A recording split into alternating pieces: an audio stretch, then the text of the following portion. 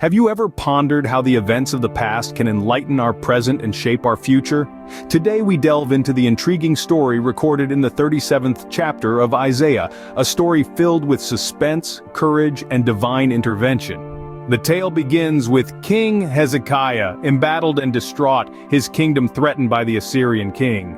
The psychological warfare waged by the Assyrian emissaries leaves Hezekiah in a turmoil, struggling to maintain a calm exterior. While his heart races with fear, he tears his clothes, dons sackcloth, and seeks solace in the sacred temple, crying out to God for help. But there's a twist. Unable to communicate directly with God, Hezekiah sends for the prophet Isaiah, hoping for some comfort and guidance.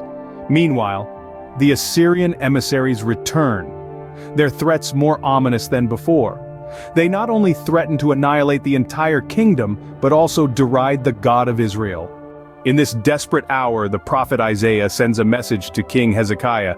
God will defend and save this city for his own sake and for the sake of his servant David, in Isaiah 37:35. And within 2 days, a dramatic turn of events unfolds. An angel of the Lord descends upon the Assyrian camp, slaying 185,000 soldiers. At dawn, the camp awakens to a field of lifeless bodies. The Assyrian king Sennacherib retreats, seeking refuge in Nineveh. Such is the unpredictable nature of life, akin to a chess game, where each move can change the tide.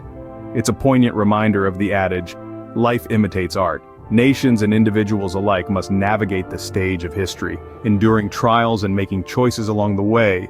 Life is a play, and how we perform depends on our beliefs, education, values, worldview, and religious views. Each of us plays various roles: parents, children, students, employees, bosses, or even the unemployed.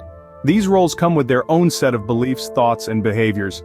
This is true for Christians too. Apostle Paul once said, "God has exhibited us apostles as if we were on display at the end of a procession, like men condemned to die in the arena.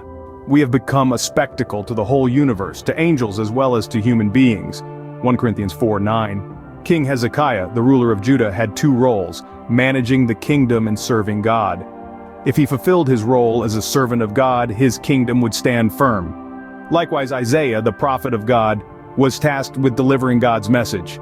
In the Old Testament, another crucial role was that of the priest, who led people to God, offered sacrifices, and worshipped God. The term Christ means the anointed one in Hebrew. In the Bible, the anointed ones include kings, prophets, and priests. Therefore, the role of Christ encompasses these three offices.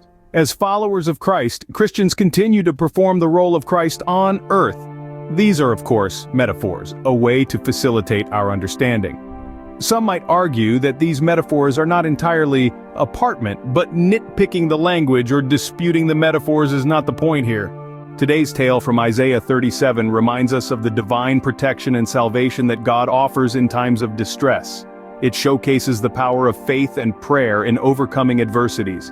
And it encourages us to embrace our roles in life, be it as a king, a prophet, a priest, or a follower of Christ, and perform them with conviction and courage. So, as we navigate the game of life, let's remember the lessons from this ancient narrative and use them to shape our present and future.